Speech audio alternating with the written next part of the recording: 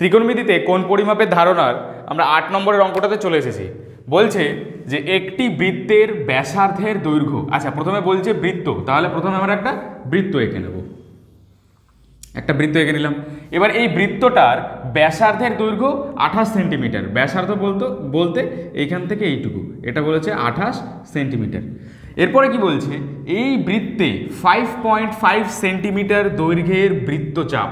তোমাদের কাছে শব্দটা হয়তো একটু নতুন হতে পারে, বৃত্তচাপ, অনেকে এর ভেতরে শুনেও থাকতে পারো। যাই হোক, তো বৃত্তচাপ বলতে কোনটাকে বোঝায়? বৃত্তচাপ বলতে এই বৃত্তের পরিধির ওপরে যে কোনো একটা ছোট্ট অংশকে বোঝায়। আমরা এইখান থেকে এইটুকু নিলাম, এটার একটা নামকরণ করে দিই এ বি সি। এবার তোমরা বলবে দাদা এখানে তো মাঝখানে বি নামকরণ কেন করলে? কারণ বৃত্তচাপ যখনই নামকরণ করা হয় তখনই এই যে শেষের দুটো বিন্দু মাঝখানেও একটা পয়েন্ট নামকরণ করা হয়, সেই জন্যই করলাম বি। ঠিক আছে, এ বি সি।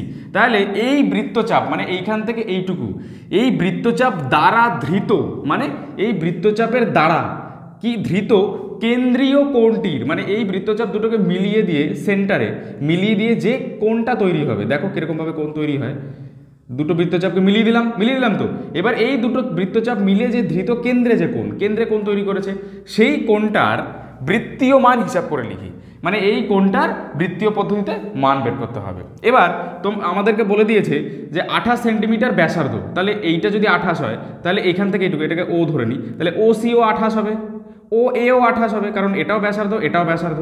ঠিক আছে, যাই হোক, তো এরকম ধরনের অঙ্কগুলোর ক্ষেত্রে একটা ফর্মুলা আছে, তোমরা যে ফর্মুলাটা জেনে নেবে সেটা হলো এই যে s equals to r theta.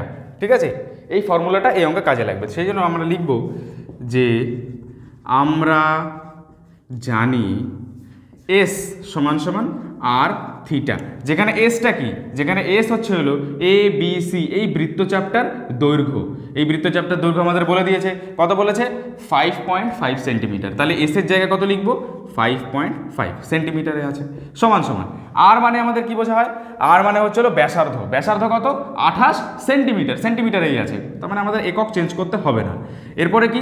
Theta, আমাদের থিটার মানটাই বের করতে হবে। থিটা হচ্ছে হলো এই যে মাঝখানে যে কোনটা হয় সেটার ভ্যালু হয় থিটা। এবার তাহলে সেই থিটার জায়গা আমরা জানি না, সেজন্য থিটাই বসিয়ে দেবো। এবার আমাদের থিটার মানটা বের করতে হবে, বাঁ দিক থেকে নিয়ে আসি এগুলোকে, মানে ডান দিক থেকে বাঁ দিকে নিয়ে আসি। 28 ইন্টু থিটা সমান সমান, বাঁ দিকেরটা ডান দিকে চলে যাবে 5.5, বা থিটা সমান সমান তোমাদের হবে 5.5 ডিভাইডেড বাই 28। তো একটা পয়েন্ট উঠে গেল, নিচে একটা 10 নেমে আসবে, কারণ পয়েন্টের জন্য একটা 1, পয়েন্টের পরে যে কটা সংখ্যা সে কটা 0। তাহলে এবার আমরা দেখব কত দিয়ে, যে 5 দিয়ে 11, 5 দিয়ে 2, তাহলে আমরা কত পেলাম? 11/56।